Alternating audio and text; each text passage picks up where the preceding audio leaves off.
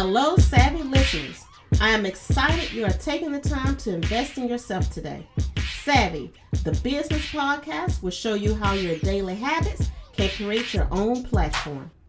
Experts will share solutions and efficient tips to create a roadmap just for you.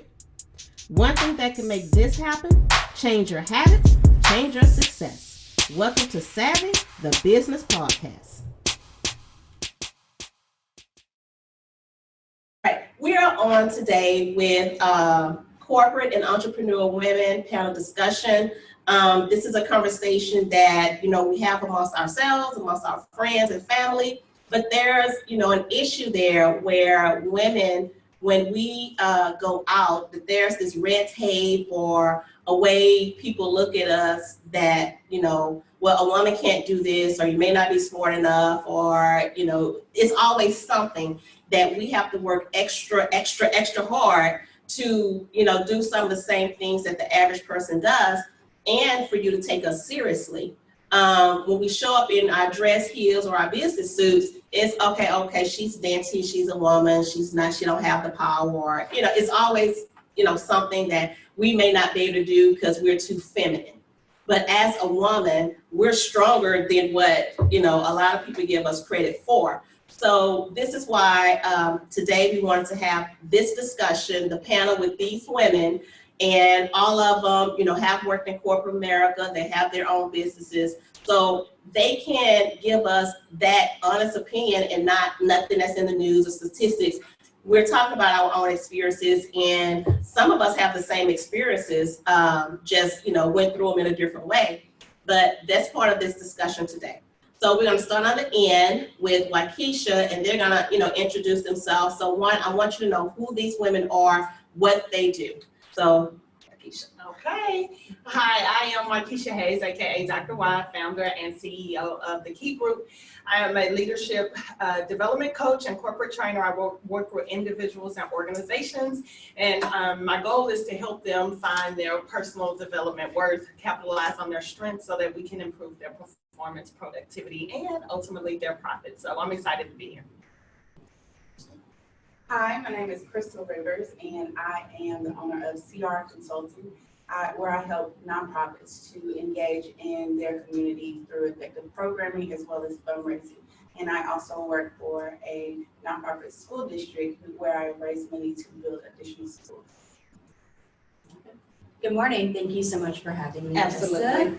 My name is Malkan. I am an international public artist. I get to paint on walls for a living.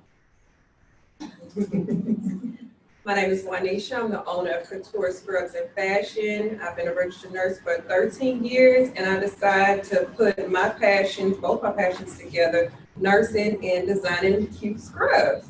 So that's something that I do. I have multiple businesses that I do, but the main one is my Couture Scrubs and Fashion. Thank you for inviting me. Absolutely.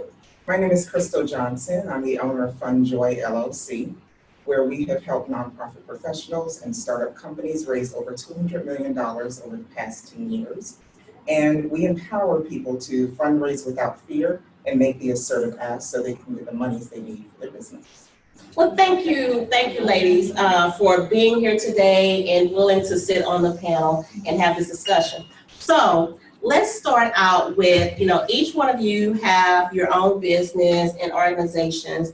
What led you to leave corporate America, or maybe, doing both, to take that journey? I'll start. Okay. I'll start.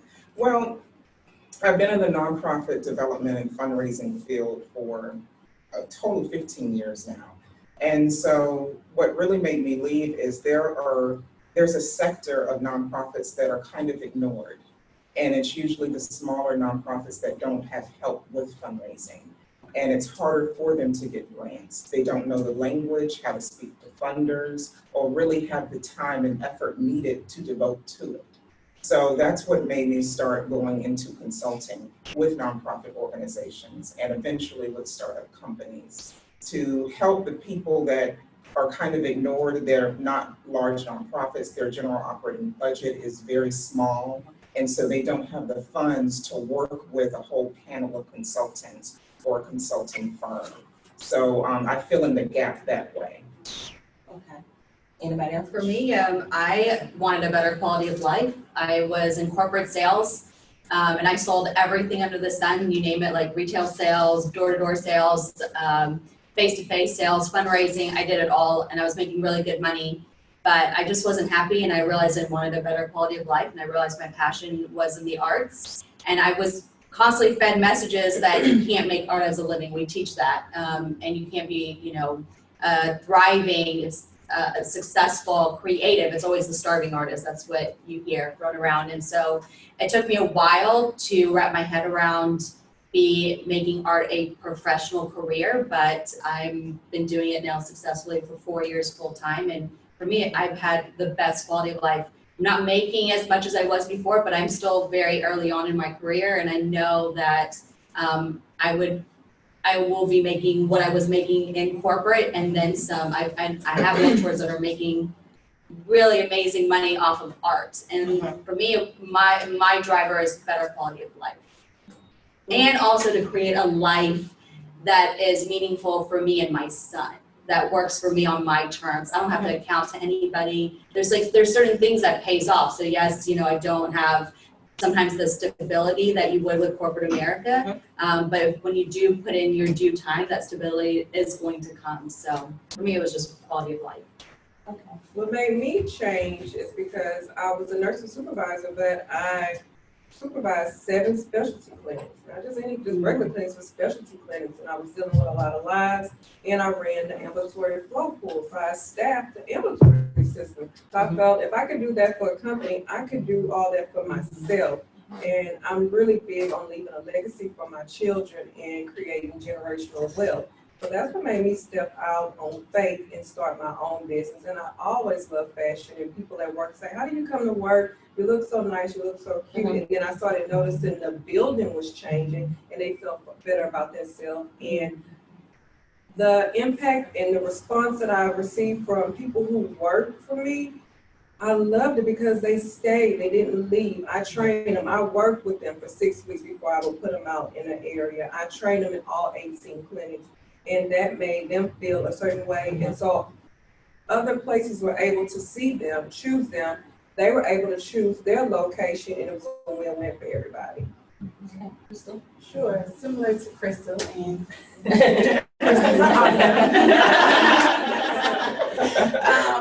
I worked in the nonprofit industry for approximately 10 years now, so not quite as long. But if you'll agree, what I've learned is that there's a gap, right? So the organizations that I work for are typically white-led, and they are serving our Black community and our Black and brown community. And what I see is that there are smaller organizations that don't have access to the resources that these organizations have, that there's a lack of education in several arenas when it comes to leading, when it comes to creating programs, when it comes to just having a philanthropic, foundation that white-led organizations have and or have access to within their own network. My expectations of you, and these are the expectations you can hold me to, so that we are holding each other accountable. Because yes, I'm hiring based on technical skills, but then there are certain people skills that I need to know that we can manage with each other to make sure that the job is successful. So it does carry over and spill over to entrepreneurship. Right. I think one of the things that I have carried over in my business is I worked for a company where they were really big on professional development. Every quarter they offered leadership classes, communication classes. And so that's one thing that I look for. I don't have any employees, but I do have contractors as well. And when I'm working with someone, I can almost tell if they're into professional development, if they're into bettering themselves constantly. If I hate to say it, but book reading goes a long way. You can tell people who read constantly. Speaking of emotions, that's always tied to a woman. You're so emotional, or and if you're not, well, why are you so mad all ago? But she's still affected by it to this day. And I can tell when her behavior changed, it was around the anniversary of his death. They didn't understand it, but they didn't take the time to even go that far into it. She was a single mother. Mhm. She was trying to raise her daughter. She had 2 jobs. They didn't look that deep into the employees. They just see sales numbers. They don't care about that. I had a stroke. So I like to not just jump to judgment when people do certain things, because I'm my hardest critic myself, and I feel like sometimes I make mistakes or I say things or I don't sound right, but that's only because I know the limitations that I have some days. Well, it's servant leadership. And I think just to piggyback off of what you said, you touched on it a little bit, is having a support system, you know, so when you are met to someone who is trying to downplay your strengths and what you're capable of doing, is having that support system that reminds you of who you are and your strength, and then doing that for yourself, because sometimes you don't have that support system. So it's working on your own mindset and then believing in abundance. Like, that is a big thing that I talk about all the time with the people around me, and kind of create this ripple effect, is that we have abundance. There's plenty of everything to go around. Money, success, you know, notoriety, all that. There's plenty enough to go around. So if you meet someone and you have that, you know, that instinct, because it's taught to us to be competitive because there's not enough going around. There's scarcity. And we're taught, you know, if you're not grinding, you know, from 6 a.m. to 6 p.m., you know, 6 a.m. to 6 a.m., then someone's going to take your spot, and you got to do this. And we're running these people into the ground. And so we've created this, like, you know, this fighting against one another. And that's why you see that also with women, because that spot is so scarce that you're like, oh, that other woman's going to take my space. But in fact, that's not the case. It's an illusion. And so it's training your mind. Like, so if I met someone who is, I believe, is my competitor, I now it's like second nature. I don't even have to do this. But before, if I felt competition, I would have to train my mindset to be like, she is not a competitor. You know, let's help each other, because we can reach the top together than us trying to fight against one another. Absolutely. So let's help one another out. And if she does get the position that I really wanted, congratulate her, learn from her, ask if you can work on that project together with her so you can learn as to why she got that over you. And then also accept that that wasn't meant for you, that there's something else that was meant for you. And it's okay to celebrate someone that reached or achieved something that you really, really wanted. It's okay to have that feeling of disappointment, but just understand that that was supposed to be that person's time and that's something else. But if you have to work on the abundance mindset, and once you start working on that, you really don't see competition anymore. So there's not going to be this, you know, woman against woman fighting anymore. It's not going to happen, because you know that there's plenty of love and everything else to go around. So you have to work on that mindset. And it starts from us all individually doing that kind of work. And get out of that crab in a barrel mentality. Right. We're all taught that, but what you got to also look and think, well, maybe that crab is leaving to come back and get you and teach you what they've learned. Correct. They're not just leaving you behind. Some of those crabs are going to come back and help you, and that's when you have mentors. That crab is going to be a mentor to you. Well, I like, you know, when all of you came in, you know, it wasn't, you know, oh, well, who is she? Why is she here?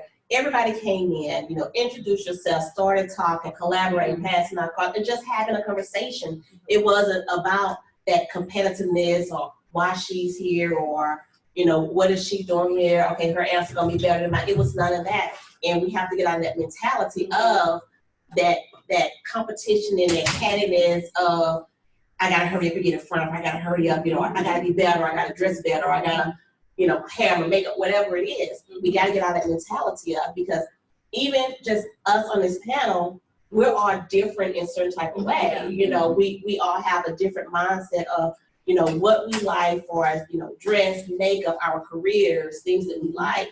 And okay, look at how can we play off of each other? How can we connect? You know, what can you do that can help me and vice versa? Well, we both can grow. Let's both go ahead and get it. Honestly, those thoughts never even crossed my head. And I woke up and I was excited. I was like, I only know Kristal, and I was like, I never met the other women. So I'm like, I'm super excited to meet all these women. I'm excited to reconnect with Kristal, and I'm excited to see what is going to transpire from here. I don't know that, but it's a work in progress. Because I know in my 20s I was definitely like this, competitive person. And it comes with who's here. I mean, you created a panel for it. I mean, let's just be honest. You created a panel of women that just, our worlds are, we're in different places. Yeah. If you had caught us a couple of years ago, then maybe it would have been a little different. I don't know. But I also believe that mindset and mentality makes all the difference in the world. But you literally, I always say this, like God will bring the right people at the right time with the right resources to help you get where you need to be. If you follow me on social media at any given moment, you may see that written. And until you truly understand that and the magnitude of what that means, like, and furthermore, you cannot do everything alone. You are cannot do it by yourself. You are talking about outsourcing and that you have contractors. Yes. You have to collaborate and partner, period. I don't care what you're doing. If you're in school, we work together as cohort members. Like we each had our individual dissertation, but we each worked together. If they found something that they knew would be a benefit to my research, I had cohort members that'd be like, hey, I ran across this is for you in the work setting. I mean, if you want to grow, you have to learn how to network. You have to learn how to collaborate, partner. And then in businesses, contract workers, you have to network in order to subcontract out. So when you start valuing partnerships and really understand how important, but again, that conversation starts at the beginning. It starts with teaching our young girls, teaching early career professionals, going back and talking to collegiates and having these conversations and shifting their mindsets before they even get started. Because what's yours is yours. And I think to take that even a step further, so you also touched upon that, it's one thing to talk about it, but it's another thing to actually take action and do about that, right? So we can sit here all day and talk about all of these things, that this is the problem, these are the solutions, but like, let's really act on it. And so for me, specifically in my industry, art is not regulated. So the pricing can be completely very fast. Someone can say, I'm gonna charge you $500 to paint this wall, and then someone's gonna come and say 50 grand. And so what the change that I'm actively making within the public art world is I'm having open conversations about money. Like, how much do you charge for that? Like, this is how much I'm charging. Do you charge by square footage? Do you charge by time? Do you charge by materials? And at first people get a little like, oh, we're talking about money. But that's how you learn. And you're in my business. Now it's like, well, I don't know how much you really make. I'm just asking about a particular part. And so we're opening up these dialogues, and it's just in the creative industry. So I'm not even going to talk about public art, but like a chef or, someone who does clothing and makeup or whatever else. Let's start having these very open, vulnerable, transparent conversations. And then you'll really realize that we're all just kind of, doing it by the seat of our pants. And it actually brings us closer together to like create a really cohesive group where we all can rise together by sharing this information. So I think social media can be both ways with this, because social media can help you find contractors. You can meet people you never would have met before. But with social media, there's competition. People feel like if they see their friend Sally doing this and they think they should be much further than Sally, then they start to get jealous.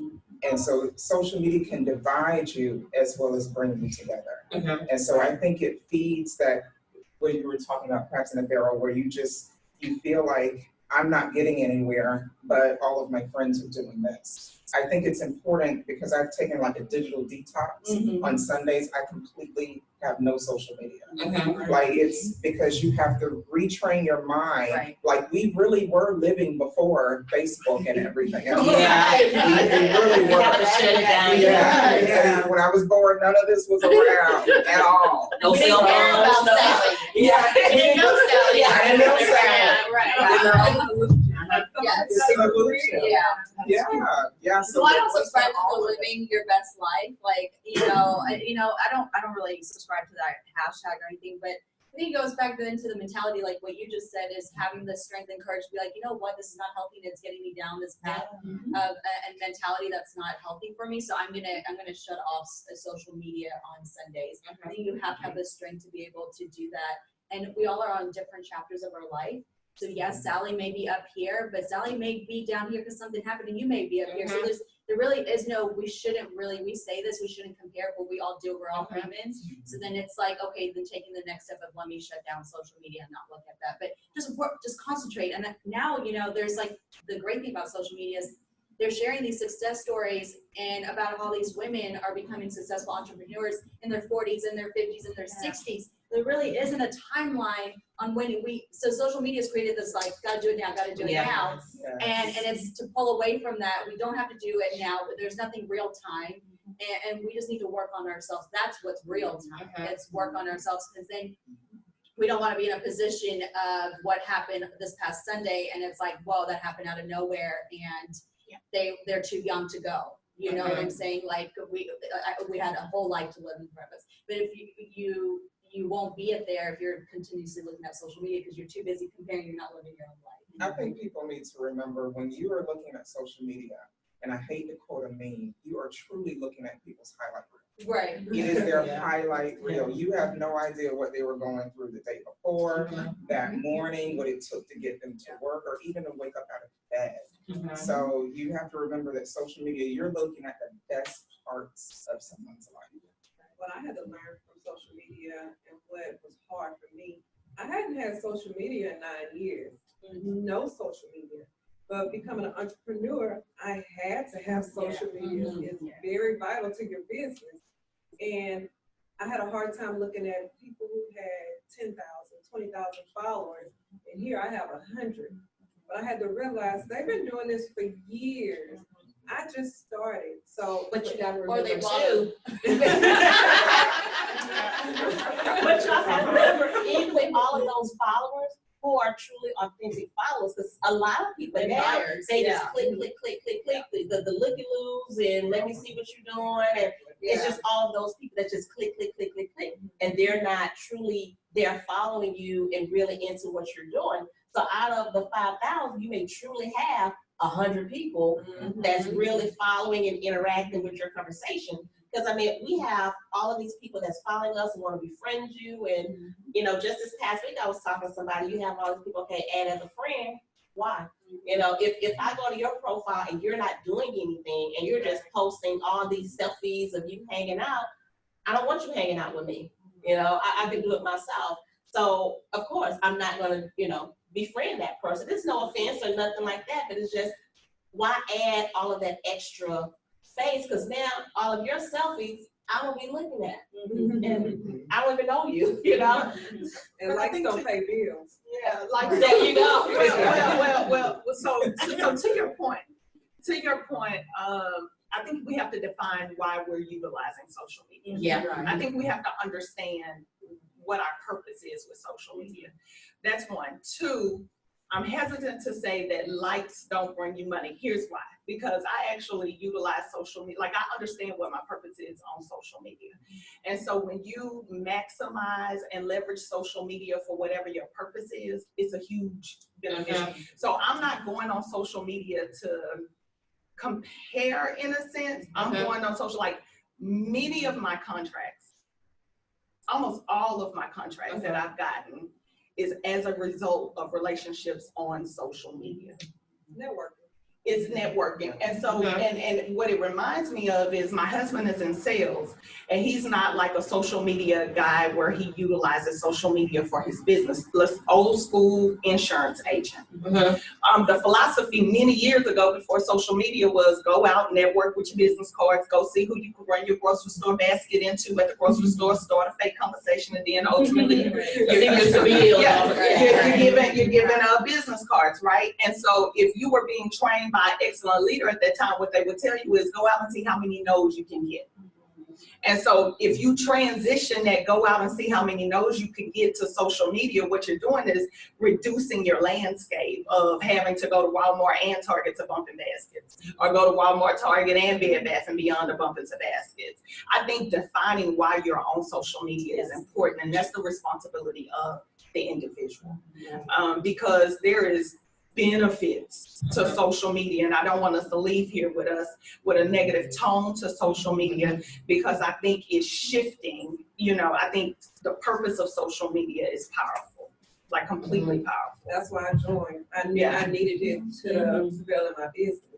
I don't like social media. That's just me. I'm an introvert, but I knew I needed it. So There I are have people who everything. built million, I mean, for as many people as we say that's their highlight reel, or it's not all real, or but there are people who have built $1 million companies, Right. digital products, download attorneys who was having to advertise on TV. I'm Jim Adler, all of these people who are putting bundles and packages together now, helping small businesses. We were talking about LLCs earlier, like attorneys who put in legal terms on paper and selling bundles. Like people are building $1 million businesses. I think we have to shift the negative connotation to social media and use it as a benefit. Correct. And what you talked about was the ability to be able to create authenticity and show authenticity. Yeah. Those are the businesses that are growing. Those are the businesses that if you're on there, you're not being selfish and saying me, but it's how can I help you? Yeah. How can we collaborate? How can we get together with people that sometimes you do pass them by and don't even realize who they are because you connected on social media. You created this social media community, and then sometimes they look different in person. But it's because you created this such a large network. People, often talk about Kristal, how are you at the table, or how are you, in this room? Me being in such sort of a niche industry, it's because a lot of it is I show and share authenticity. And so it's not my highlight reel of all the great things. It's, you know what, yesterday I was hurting. Yesterday I cried about such and such situation. This is what's going on in my life, and I want to share, whether it's from a spiritual standpoint or from, any other piece of my life, my family and what we're going through. Absolutely. Pray for me and this, that, and the other. I was rejected at one point, but here's the victory in that. I'm able to share that, and people can connect with that. And so they see the authenticity in me. They want to connect. They want to. They desire realness in a world of fake. Hello. And so. So they latch on. I latch on to them, and we're in this thing together. And then you can't get rid of them.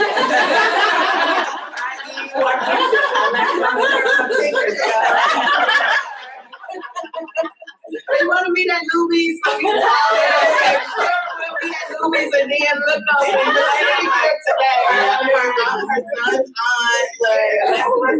But sometimes you have to get off of social media to just like you said, let's meet up. Let's go to lunch. Let's have coffee. Let's go to dinner. And let's meet up and just have a face-to-face conversation instead of the social media, the DMing, and all of that. Let's get back to those face-to-face conversations, those in-person conversations. And it's not always about selling.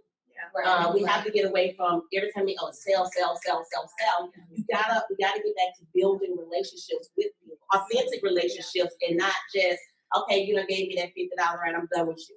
It has to be that authentic, relationship, because you never know who that person will refer you to, or they may come back over and over and over. So that $50 may grow to $5,000. So we just have to get back to building those relationships and when we're connecting with people. Having one-on-ones. I like, my husband is in a referral group with B&I, and I like how they interact with each other. They go to their Christmas parties. They meet once a week. And at first I thought that is a lot, but no, what they do is they meet, they tell about their business. It becomes repetitive, but they're making you believe in yourself too. And then they have one-on-ones, and they're not selling each other something, but they're talking about, let me tell you about my business. Now I'm going to hear about your business. And how can we help each other grow? All across the country, you'll see a change in both the for-profit side as well as the nonprofit side. Is they're focusing on building relationships, right? They're hiring engagement positions, engagement managers, engagement coordinators. And it's like, what is engagement? What does that mean exactly? And what that means is I'm hiring you to go out and build relationships with my customers, with my donors, with my program staff, build relationships, because people are understanding that as our networks continue to grow, we do lose sight. And we do seem to be connected but disconnected all at the same time. And so if you do want to increase revenue, if you do want to increase your fundraising goals and achieve your fundraising goals, then you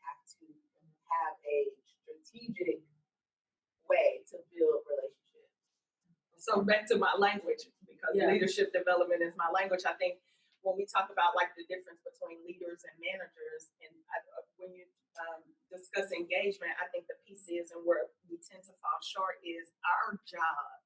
If you're a small business owner, if you are looking to advance in corporate America, one of our greatest responsibilities is to be able to tell a compelling story. Why would individuals want to engage in my space? Why would I want to purchase from you? Why should I promote you to leadership within this organization? What compelling story are you going to tell about my corporate company? And on the flip side of that, what compelling story are you telling about your small business so that others will want to read the story, so that you can get customers? You have to tell a story to your stakeholders. You have to tell a story to your potential clients. And so I think that's a skill set that we have to master. So when we talk about engagement, the purpose of that is because people are wanting their stories told. And corporate companies understand that you have to tell a story because there's too many options out here. With benefits. Yeah. What benefits me, what benefits you, you have to include your benefits.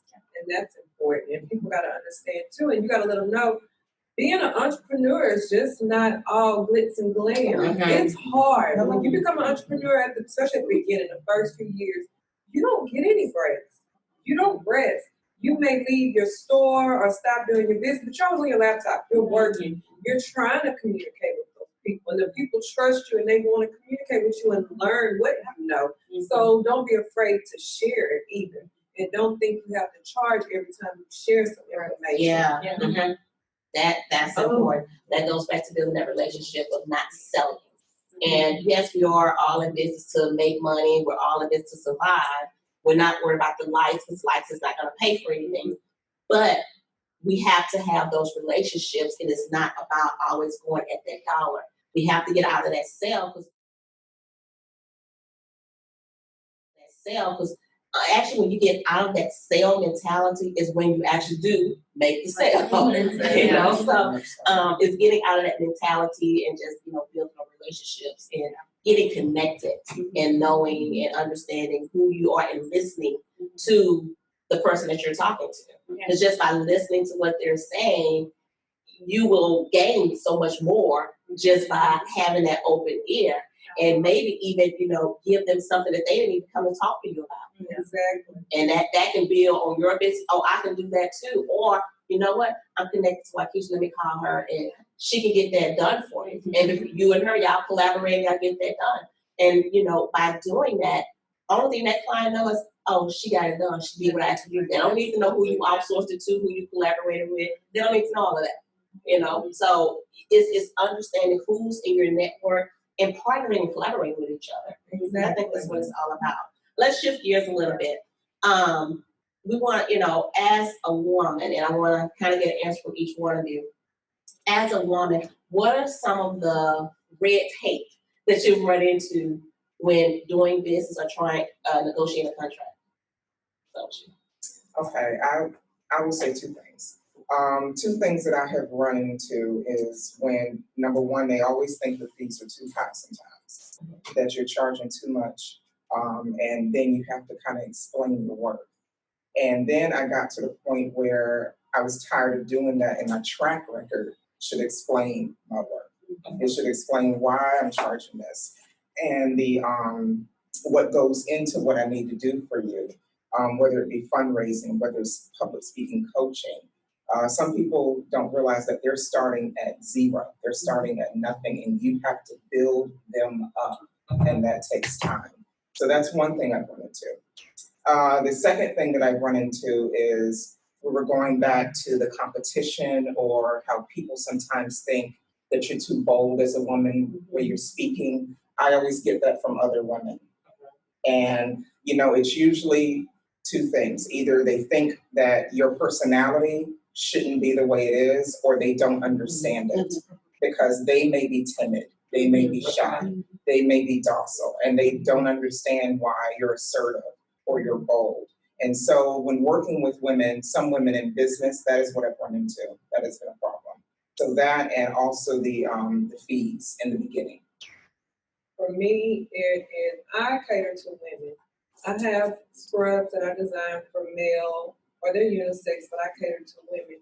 But I have a lot of people too that know me and they're starting their businesses, or some women may look at you and say, she thinks she all that, I'm not buying anything from her, and then they spread that word. So that's something that I've dealt with. People don't want to purchase because they're intimidated by me, which I have spent a lot of time trying to show the world that you shouldn't have to be, and I am a real person, I'm human. But we have that, and it's natural for women to have jealousy, but we have to get out of there. I mean, I think for me, is like energy attracts like energy.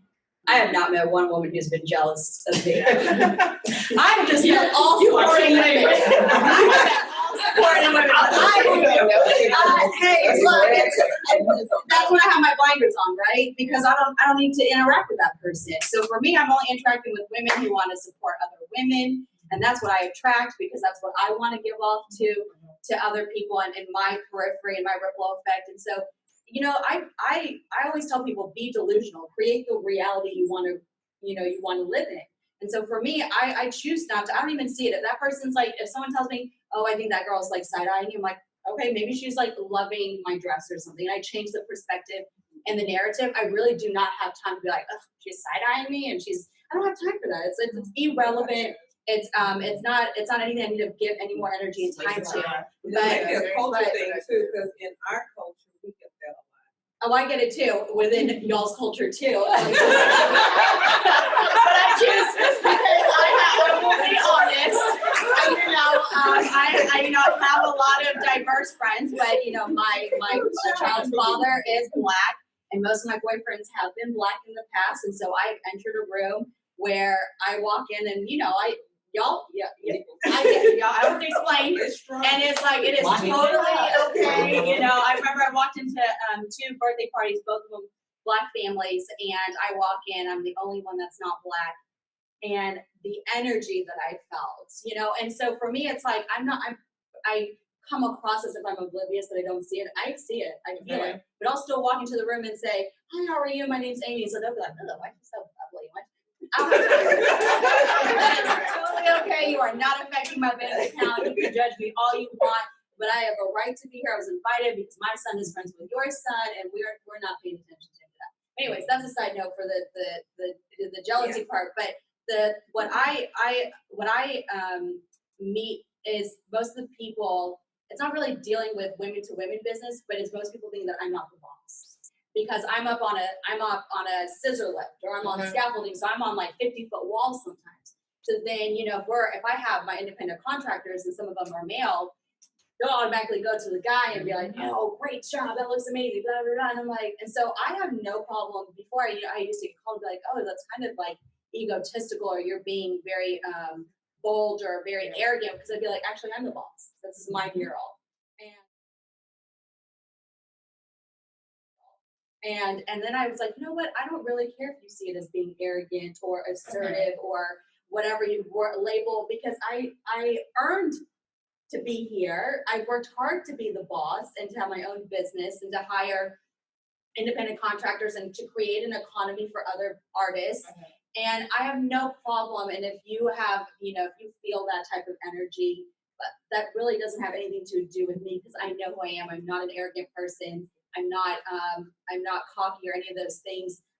If I'm overly like just confident, I'm confident. I'm proud to be where I am, and that energy speaks on you. And so that's just the narratives that I tell when I move around. So like when I feel those kind of things, and for instance, if I don't get a job or whatever, the price too high, I'm like, you know what? It's okay. The energy was not a match. I'm gonna move on. I'm not gonna waste my time on that anymore to prove that I'm right or do anything. It's like, it's okay. It's not a match.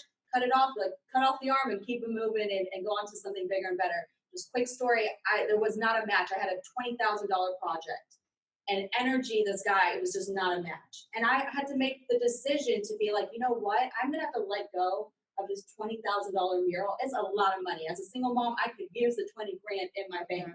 And I was like, but you know what? As a business owner, and what it's going to cost me emotionally, mentally dealing with this person is not worth the 20 grand. And I tell you, as soon as I cut it off, I had projects lining up, and I made half of that already in projects. And so as soon as I made the decision, let that one go, a whole bunch of other doors opened up. So I mean, it's also having the ability to say, okay, this is not as a woman, I want to prove like I'm worthy for this job, I'm worthy of this contract. Sometimes it's just not worth to prove that. You don't need to prove that to the other person. You've already proved that to yourself. So cut it off and move it on to some energy that there is synergy there, because there'll be more abundance flowing your way that way. Yeah. Than going against resistance. One of the challenges that I face when dealing with my business and other businesses is popularity versus integrity. And what that looks like for me is someone, potential clients, they're vetting several businesses, and they'll go with someone else because that person's popular, that person does have more likes, that person seems to be the go-to person. They go over there and they aren't satisfied. And so then they have to circle back to me to help finish or redo that person's work. And so trying to place myself as a first choice and also show that you get what you pay for. You get actually above and beyond what you pay for with me. You walk away satisfied with my service.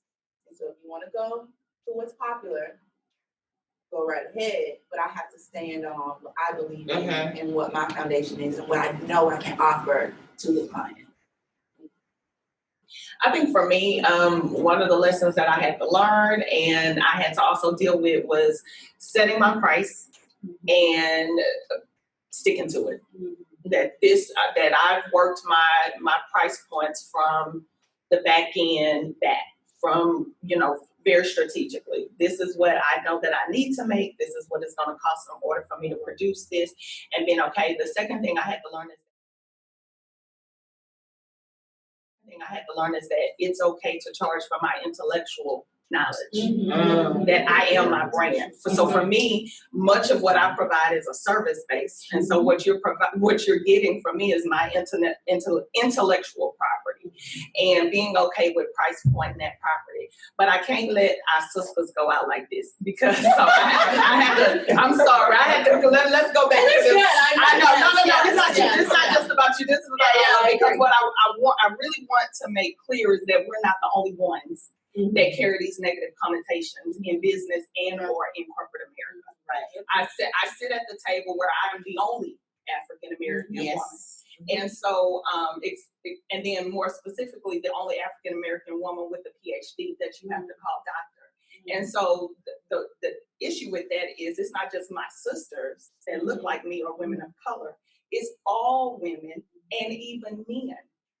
So I don't want us to paint this picture that it's just African American women, because it is people in general. Right. And so our associations matter. That may be our experiences, but it's not just our community. It's not just us. So that's another thing. But I will say with that came a very wise message from an older lady when I was dealing with it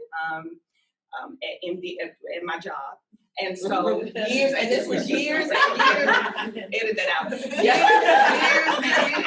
This was early on in my career. And so I didn't have to say anything, but she recognized what I was going through.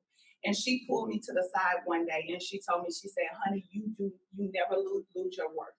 And she gave me a scripture. She said, every night I want you to use this scripture and I want you to pray on this scripture. And it was Psalms 91. So anytime I run into challenge, I will Psalm 91 you right on into where you need to be. And that is up out of my space. And so, and it makes clear what that does is it opens the door for me to handle what I need and bring in what I need from me. So I don't really focus too much now on who's not connecting with me because I really prayed you up out of my space. Yes. I've Psalm 91 you up out of my space. I just, you're not supposed to be here. And so I don't even really think about the chat, who's connected, who's not connected, because I know who's in my space is supposed to be in my space. And so I'm finishing up my first book called Believe to Lead. And the biggest message with that is I was giving my power to all the people that I thought needed to make decisions about my career, my journey, my business. And so the message out of Believe to Lead is that my power is here. I can't focus on the boss who's jealous. I can't focus on the client who has a negative attitude. And I find that all the time in leadership development, that when I bring people to the table, what they want to talk about is the employee who don't, the contractor who won't pick up the phone. Today, we are talking about you, because you can leverage and respond to all of this. You're responsible for your response. And so I think we just have to carry that. So it's all communities, not just us. It's not just our sisters. And two, is being confident enough to set your price point and knowing that you can charge for your intellectual knowledge. And three, get your scriptures and lean on them. And that's just where it falls. Those are the lessons that I think have carried me. Do you ask to be addressed as doctor? Okay, so it's not hugely important for me until everyone else in the room is being addressed as doctor. So what's not going to happen is you're not going to walk in the room and you're not going to address Dr. such and such, Dr. such and such, Dr. such and such, and then I'm Wykesha. So that's the only time that matters to me. And I'll tell you though that I didn't necessarily carry that mindset until I recognized it in clinic when I saw nurses or support services professionals referring to everyone in the clinic as doctor, and we hired a psychiatrist, MD, who graduated from Howard, but then she was her first name. And so, and this was before I finished my degree. So being Wykesha at that time, I started to make corrections that if this is Dr. such and such and this is Dr. such and such, then she's Dr. such and such with the MD. Not PhD, MD. So no, I don't have to have it. I don't necessarily, I'm not one of the ones that walk in the room. The only time it matters is you're not going to walk in the room and call all these other people Dr. D. I'm glad to hear that, because I feel like we've had this discussion before where the ladies some women are afraid to do that because they feel like it's being boastful, and I'm glad to hear that. Yeah, no, I don't. No, I drove lots of miles. You earned it, right? Some women just we're in this environment now. The minute they walk in, and oh hey, Wykesha, how you doing? No, stop. Yeah, no. You have some women that's, and then I'm I get it. You work hard for it, you get all of this stuff to get it, but sometimes I think it could be overly done. Where if you're just in a regular setting with people, but if you're in that professional setting, like you say, it's doctor, then okay, I'm doctor as well. So of course, absolutely. No, I have friends who will jump up. I have colleagues and coworkers at the job too that will jump up and oh no, that's Dr. Hayes. Some of them, they'll defend it before I'll defend it. It's just that in those meetings, or in in huge committee meetings, if everyone else is at the table as doctor, I expect to be referred to as doctor as well. But outside of that, no. Now on my branding, you will see me say Dr. Y. Of course, because that's a part of the message. That's a part of the brand. And Dr. Y I'm here to answer the questions that you need so that we can get you to maximize your potential. But no, it's not. No, it's Wykesha. My husband will laugh and tell you that all the time too. First of all, I grew up right here down the road. So coming back from Pearland, I grew up at Greens Road and Imperial Valley in Greenbrier Park, North off Ridgecrest Drive. Went to Nimitz. She told That's why. So at any moment you can get that Wykesha. Or you can get you can get the Texas A&M Wykesha, or you might get Mama Keisha. It just depends. It don't matter. My husband said you truly can go from the corporate to the club. I can go to the club and walk a hole in the wall. As a matter of fact, we went to the hole in the wall after I graduated to celebrate being Dr. We had so much fun. I don't know all the fun we had. But that's what life is about. Like, you have to be able to manage that. I'm real. I'm authentically me wherever I am. So that's just. And you have to be. To piggyback off of what you were saying, and I don't want to put it out there like our culture, our race. No, these are my experiences. Yes. I lived in a small town, so with a small business, when you have, and look, I'm from Lamar, I live in Leeds City.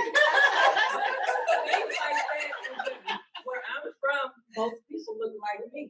That can hurt a small business. So it's not just that. But then I went to a conference last year that had over 600 Black female entrepreneurs or future entrepreneurs. And we still have that sisterhood, that bond. We connect, we've learned from each other. We are all so amazed that we didn't know that we could treat each other like that. We were helping, we were there. So it's not just the culture, it's not, because I'm not one of those sisters. But, and my name is Wynisha, and you get a little love. Wykesha, yes, and we And you can get Mama Wynisha, you can get Lamar, you can get Galvin, you can get, it just depends on how that energy is directed at me. But I do know how to handle myself in all situations. I mean, just to piggyback off of what you two ladies said, it is true, because I went to a Texas Women's Conference, and Tracy Ellis Ross was the keynote speaker, and I was at a table where it was all white women sitting there, and they could care less about what was coming out of her mouth. They were just on their cell phone, and she was saying some pretty, like, she was dropping some gems. So yes, it's not, I think I was just addressing something, No, right? yes, And I don't feel like that. I want to clarify on TV. I'm gonna give you the space to do that one. No problem. I get these experiences too, and just to address it. But it does. It happens within. It's across the board, and it's a people thing. It's a people thing, and that's what we have to. It's a catch-22 because the things that we try to stand up and we want to fight for, we can't when you're an entrepreneur with all things, because you will murder your business. And it's how you do it. And I think that's part of it too, because what we have to learn how to do is, again, be unapologetic. Like, we have to be able to stand up when necessary. And I go back, so this has nothing to do with business. This has everything. The young man that's on the news now with his dreads. I had time. I had time yesterday because it was my off Friday, and I just happened to scroll on KHOU News. And so now people are mad because he got the scholarship money from the $20,000 or what have you. I mean, for not following the directions. No, he got the $20,000 because he stood up and he risked everything that he knew as a young man, possibly walking across the stage. And as of right now, he sacrificed walking across the stage. So he got that because he was willing to advocate. When we become unafraid of losing everything, we will gain everything. And so we cannot. My mother taught me after divorcing my father, she said, you will lose everything that you are afraid to give up. If you operate out of fear, you're gonna lose it. You're gonna lose it all. So you have to operate in, and that's one of the things that I would tell young women is, don't be afraid to say no. Don't be afraid to tell your story. Don't be afraid to wear your natural hair. Don't be afraid to wear your wrap. If they can't accept you at the beginning with who you are, then that's not who you need to be connected with anyway. Your business will survive. It will.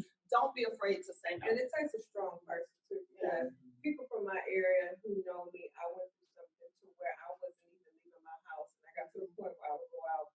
I'm set a goal to leave once a day, then twice a day. And then my stepmother told me, you need to get to 3 times a day. I sued a huge organization for discrimination and retaliation. And that took a toll on me standing up. And the people I thought should have stood up with me, that I stood up with, they were not there.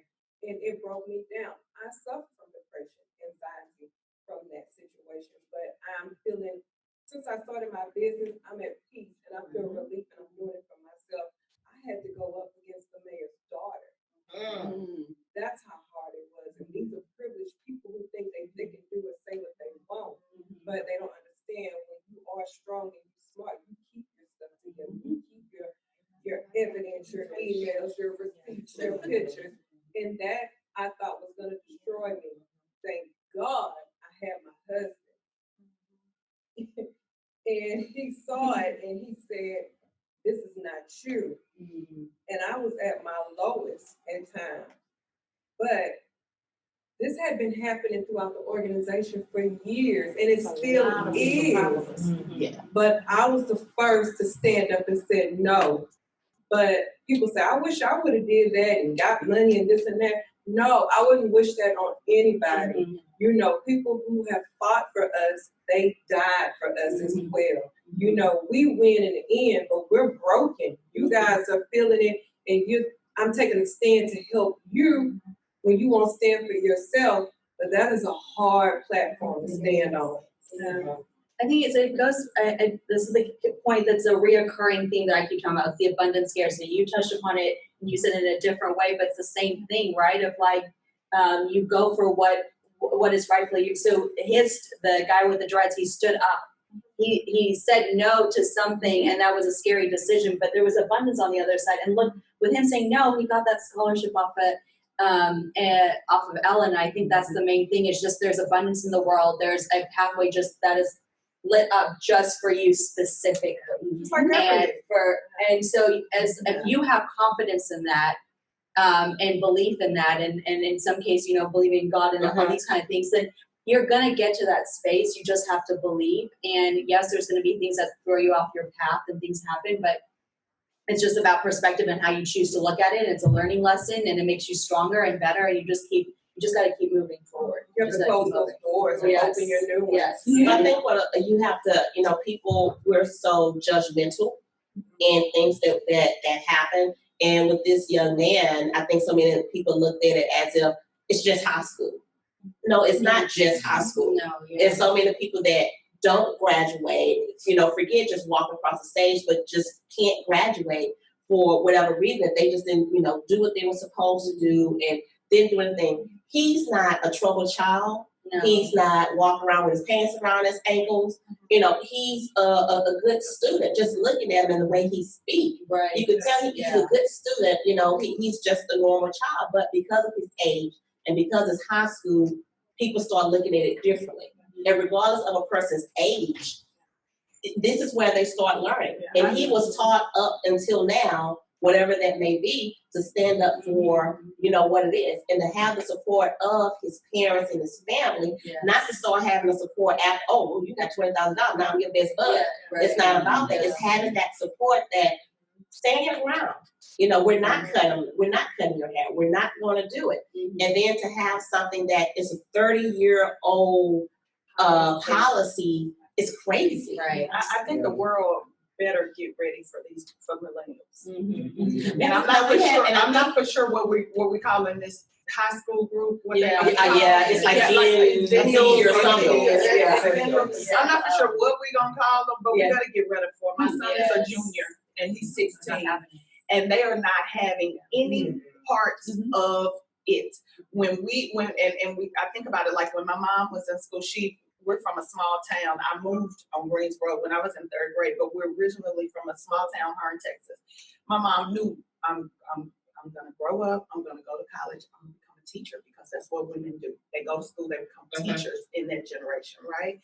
So then I took it a little bit further, like, I ended up being a teacher, but I want to do something else. I'm push it just a little bit more. Stuff that I wasn't even thinking about as a junior or senior in high school. These kids, I mean, I guess the word is woke, or, you know. we had a group, it was like, oh my God, what's this to happen? You know, this generation is, but I think it was, I don't know if it was a pause, I don't know what it was. But now, this next generation, it's completely different from this one that we were starting to get. We was getting scared. It was like, I don't know. Every generation goes through that. But the critical thinkers, they're not afraid. Yes. They're telling us up front, I want to own my own business, and why?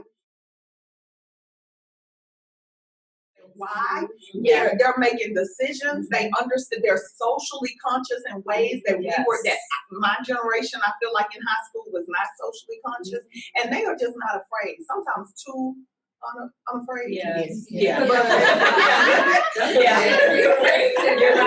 Too unafraid.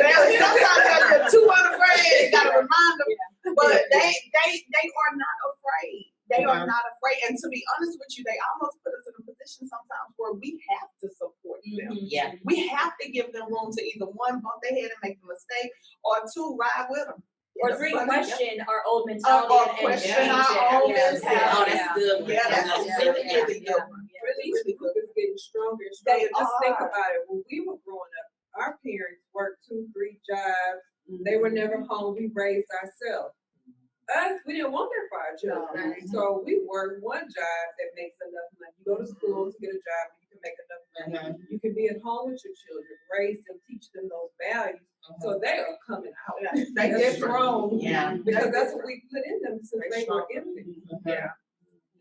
Wow. But yeah, I mean, it's realizing that, and not only as a parent, but as an adult, and especially as a woman, so many of these girls are coming up, and they're looking and they're watching and they're trying to mimic, and having those role models in that positive light to do certain things. And like you're saying, stand up, know when to speak up, don't be afraid to speak up. But of course, you do it in a certain way, you know. Yeah, and especially if you're a minor, you have, well, not minor or not, you just have to be respectful, period. It's just being respectful, period. And, you know, going into that, but doing that, some adults don't know how to take that coming from a child or just anyone younger than them. It's, oh, well, I'm in my 50s, what you talking about? Like, you know, but we have to learn to let, you know, anyone under you speak, listen to what they're saying. You don't have to agree with it, but, you know, listen to them and speak.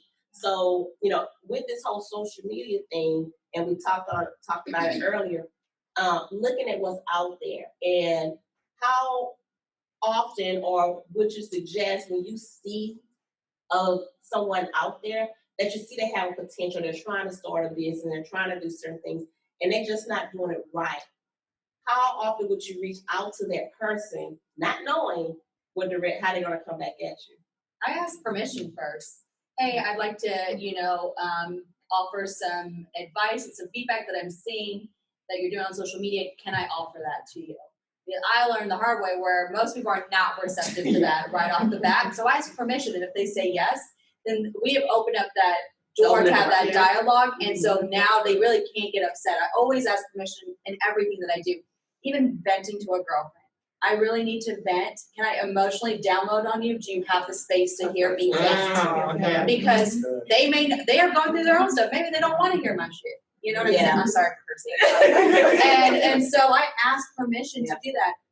Sometimes that may not be reciprocated to me. So then I will stop it, and I have to create the boundaries to be like, I'm sorry, I really do want to hear what you have to say. At this moment, I really cannot. I don't have the space to give that to you. Can I call you in an hour, or can I call you tomorrow? And then I'd love to hear what you have to say. I also, and if they don't like it, they don't like it, but I don't have the space for it. I don't have the space for it. But I ask permission to offer advice. And then if I get advice to myself and it's unsolicited, all I say is, thank you very much for taking the time to give this to me. I appreciate it, even if I didn't want to hear it. I just say, thank you so much. With social media and the DMs, PMs, whatever you want to call it, and messaging, DMing in the PM. I put myself out on that platform, me and my husband, to let them know, and I give out education on how to change and build your business, so people feel comfortable coming to me and asking me those questions in my inbox. We created our nonprofit this year called Build and Maintain, and we're throwing an event to teach people about banking. You need to know about banking. We're going to help you create an LLC. It doesn't take that long, and it's not that hard. So we're letting people know that I am available. I will talk to you. And if it's something quick, send me a message and I will help you. Yeah, I don't know that I reach out to people as much as I probably can. But what I do try to do is lead by example, right? So when you see my brand or my business or even myself in person, the just bare Kristal Rivers human being, you will see that example of a woman, a friend, a sister, a business owner, an employee, a manager, etc. You'll see that. And so my hope with that, though, is that you feel that I am available for you to come to me and ask questions. And it's not always, I'm not always hitting them, like you said earlier, with, schedule a date on my calendar and send me your fee for this 30-minute consultation. It's not always about that. It's, you have a question, I'm happy to answer. And then with that conversation, we can develop, and we can dig into if there's opportunity for us to work together, or if there's opportunity for me to help you in a way that's more substantial than just a question, a one-off question or two.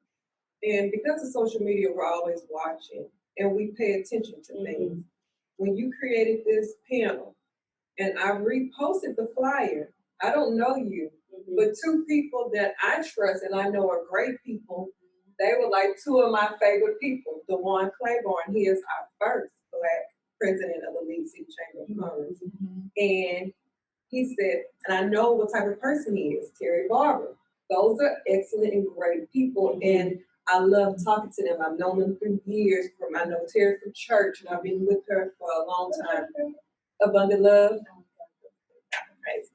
We live in League City, so it's kind of far, but just seeing that, I knew you were good people, and I never met you.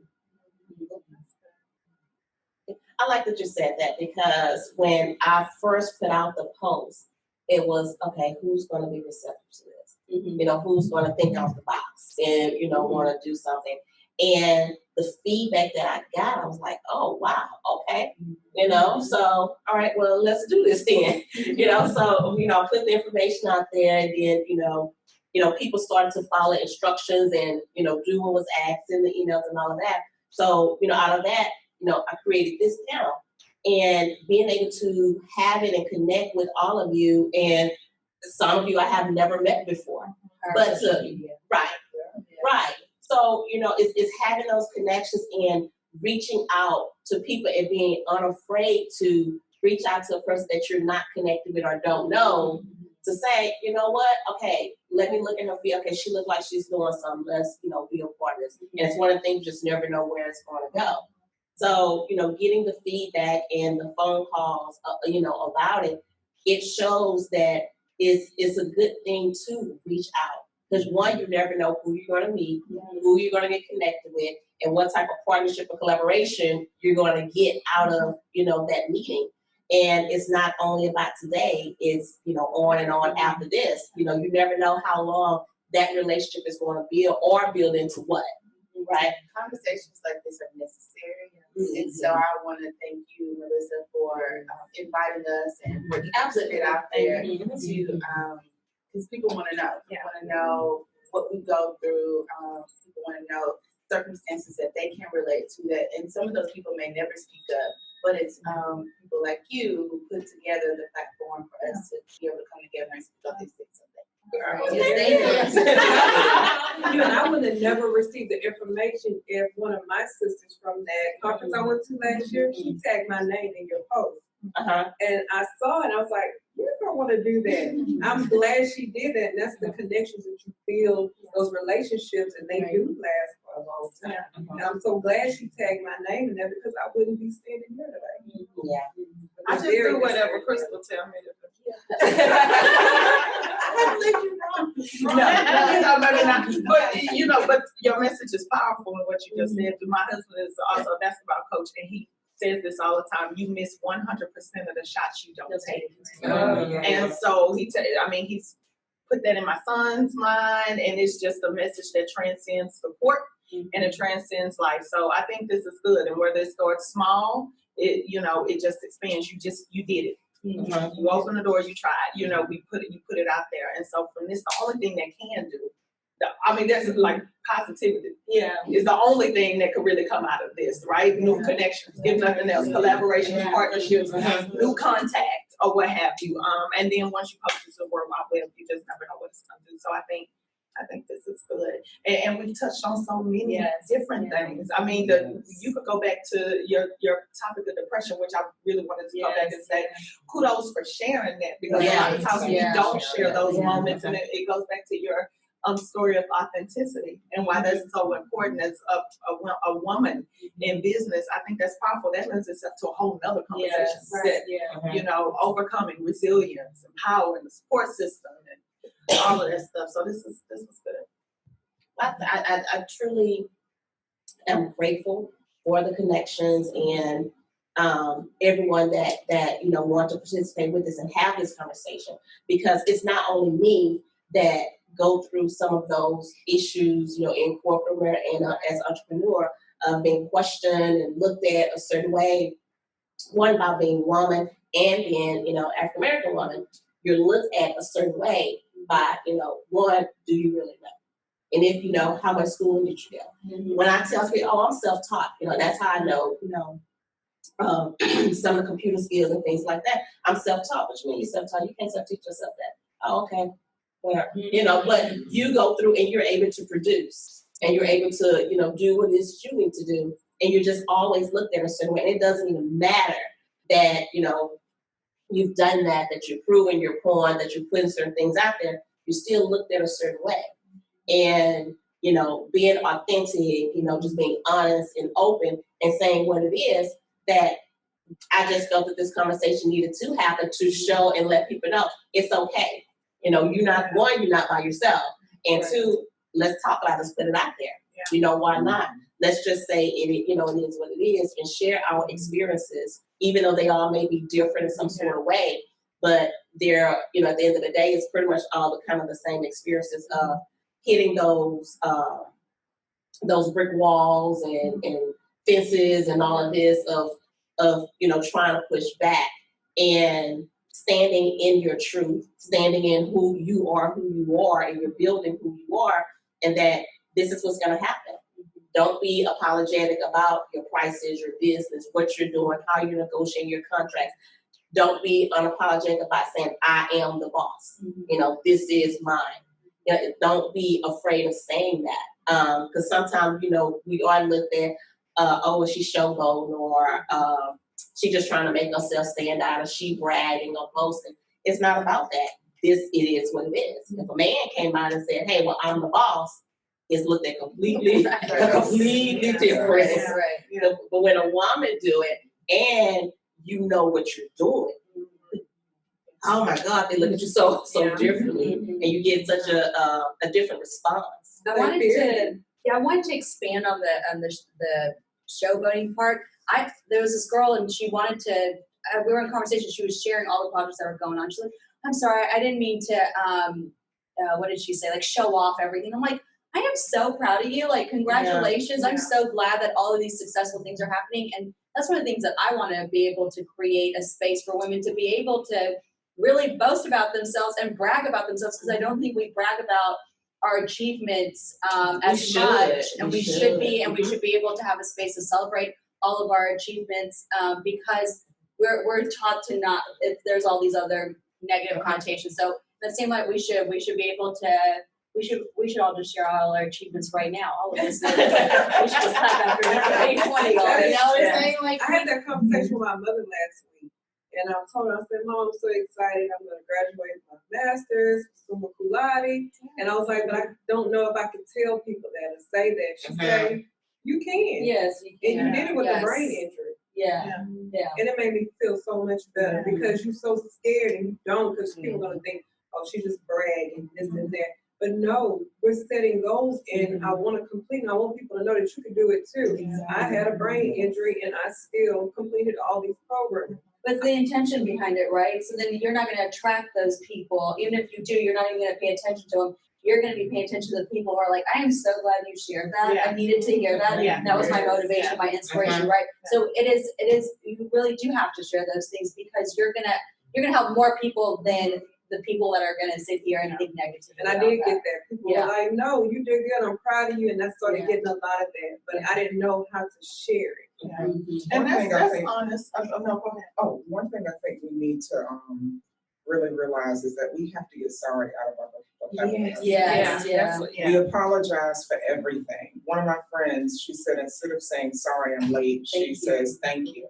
Thank you for waiting. Thank you for waiting. Yes. She'll say, sorry, I had to share this. She'll say, thank you for listening. Yes. We have to change our vocabulary. We're afraid to celebrate what our accomplishments, what we've done. And it's important for us to celebrate. Yeah, no. And sometimes it's like, what we apologizing for? Yeah, like, right. I'm trying, like, what are you sorry for? Right. And I may have lost my train of thought.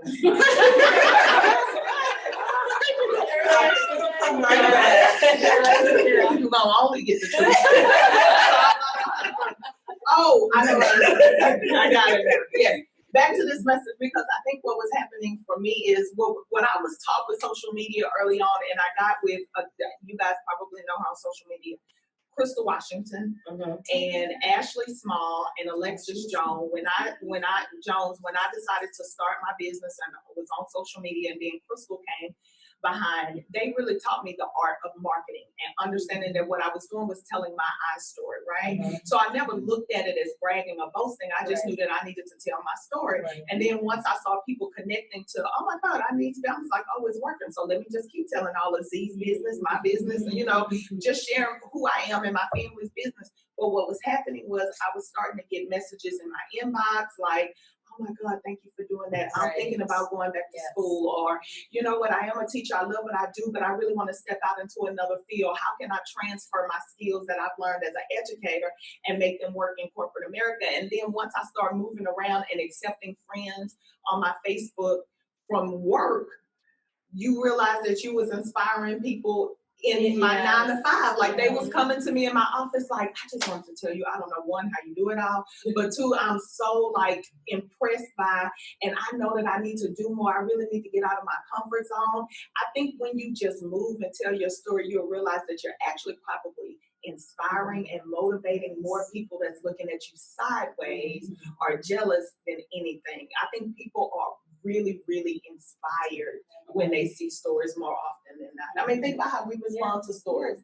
Like I'm just like, oh my God, she doing that. Like, that's no problem. Like I'm more inspired than anything. And so, And now, like I said before, I think the more the world seems to be fake, people really have a desire for real. They have a desire to connect and to be able to relate to what others are sharing. And so we're creating a space for that. and sharing the wins and the losses, the Right. ups and the downs. Right. So, I got it. I have all the energy in the world today.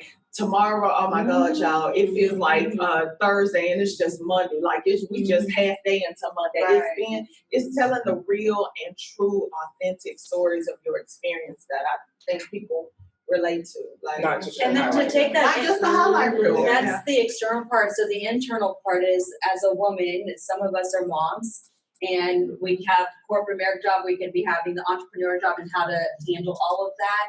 And for me, one of the things that I had to learn was taking those days, those breaks where I don't have to go 100 miles an hour. And so if I need to rest and be in bed all day, I am not going to feel guilty, not 1 ounce. I didn't do the dishes, I didn't vacuum, I didn't make dinner, I didn't do this and that, I didn't work on my business because someone's gonna get my project. Like I didn't. Where I had to learn the hard way because my body had shut down at one point. I was like, I have to take care of myself. So self-care to me is not getting my nails done or self-care is having the taking care of myself emotionally, mentally, spiritually, and I don't feel guilty about doing that because if I don't take care of those things, then nothing else is going to matter. And I think as women, as mothers, we tend to put that in the back burner, and that should be the very most first important thing that we take care of is ourselves first, emotionally, spiritually, mentally, first and foremost, and everything else can wait and we can handle that later. But that should be the top priority, and I think we forget that as women. I just posted an article yesterday, and it was talking about introverted extroverts. Yeah. And I was reading that. I said, "Oh my, this is me."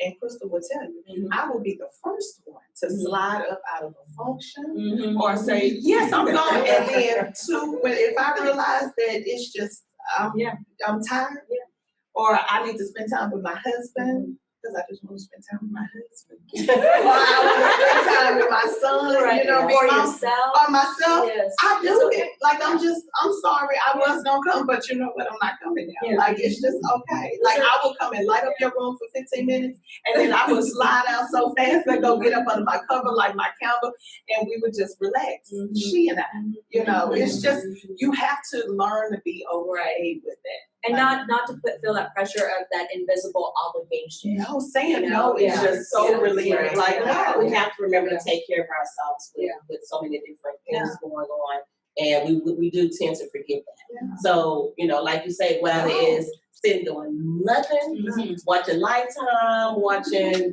whatever it is, reading a book, sitting on your patio, whatever that is, we have to remember to take that time to take care of ourselves, because the world is not going to end if you take that day just to do you. And no is a complete sentence.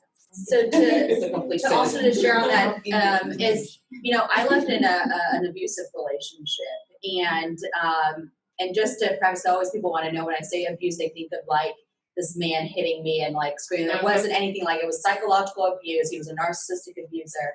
Anyway, so fast forward, I lost my relationship with my parents due to that because he is Black.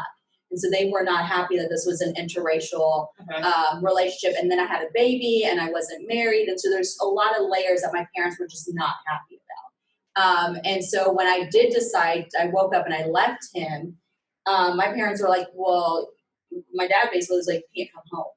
And so I was homeless for almost a week and a half. I'm so thankful that I had an angel that lived here on earth, and she would allow me to come to our house and stay there till eventually my dad did let me come back to the house. But even then it wasn't a good space to be in because he wasn't accepting of my son. I eventually and then in that time I had no money because all my finances were tied to him. It happened over time. It's not how it originally started. It happens over time in an abusive relationship. And so they take control of everything. So I had to make a decision. Do I now, after 3 years working full-time as an artist, now I gotta, pick it back up again and figure out how because my business got tied to his, or do I work in corporate America? Had to make that decision. And once you make a finite decision, you put all your energy, things start to open up. You don't know how. You'll never know how. You just gotta have faith and believe, right? Yeah. So then I did that, and my business started flourishing, started making enough money to the point where I could move out. And so when I did move out and I had all sort of my ducks in order, that's when everything hit me. And I had to process everything emotionally, go to therapy, do all these things. I still am going to therapy, but the point of this story is that for 3 months, I really did not work. I was in pure solitude. I was holed up in my apartment, and I was giving myself space to grieve of that relationship, to be angry, to be mad, to be upset, wanting to be, vengeful and have revenge, and all of these waves of emotions. But someone else was in my ear, when I had certain mentors were like, you cannot step away from your business for a month. You're an entrepreneur, you got bills to pay, blah, blah. But I just had faith, and I knew that I had to do this. And so I really wasn't paying that much attention to my business. And mind you, I didn't have loads of money saved up. I literally was living paycheck to paycheck. But I kid you not, my business grew the more I was helping myself grow. My business was growing. I was getting projects out of nowhere, and I'm doing these projects and still being mindful of creating, having a space to be by myself in solitude, to clean out all the energies around me, girlfriends, friends, anybody, nobody. I didn't want any energies in my field. I had to recalibrate and become strong again. And so from September up until December, up until early this year, I've been in pure solitude, really just maybe trickling here and there for social media, for business and stuff. But I'm only sharing that story that if you give your space to do what you need to do, things are still going to happen. You don't have to live in this scarcity mindset. Things will happen for you. You're going to be okay. I can Thank you for that off of what story. she said, because I lost my mom in 2018 on Memorial Day. And when I did that, my business was at the height. It was going great. Everything was good, running on all cylinders. And I literally shut down. And I noticed when you go through something like that, grief or whatever it is, my entire circle changed. People that I thought were going to be there and act a certain way, completely the opposite. People who I didn't know very well came into my circle at that time. And being an entrepreneur and going through that was so difficult because canceled 3 speaking engagements, was numb, was in my house, in my room, didn't want to get out of bed. And when you go through something like that, when you have to pull yourself up, knowing that I have to do this for my business, when I shut down, my body shut down. And it was almost like, telling me, you need to take a break. Your business will be there. That's what God was telling me. Your business will be there once you're up and running again. Yes. And that took months. And I didn't miss a beat with my business. Clients were there, they totally understood. They were telling me their stories, you know, about people that they've lost in their lives. So you're always in this mindset, and social media will feed this a little bit too, where it will say, you know, you have to hustle all the time, nonstop. And that's how I felt. As soon as I left the funeral, I went back home, started hustling again, and I'm like, I can't do this. I have to take a mental break. And because I took that mental break is the reason why I feel much better now. You know, so it was very important for me to do that. I'm glad that you were open and both of you shared that story, and that's actually, a perfect ending to, you know, what we're going to about being open and taking the time for yourself and knowing when you need to grieve or be sad or cry or whatever it is, because if you sit in there and go ahead and just go through that moment, it's going to benefit you in the long run instead of, hey, let me push this down, let me go. Now you got years and years of that you never dealt with, that you never took the time for, took therapy, you know, went to therapy or whatever, and now it's affecting your business and the way that you handle relationships in your business. So again, I want to thank all of you ladies for coming and being a part of this panel and just taking the time. So thank you for inviting us.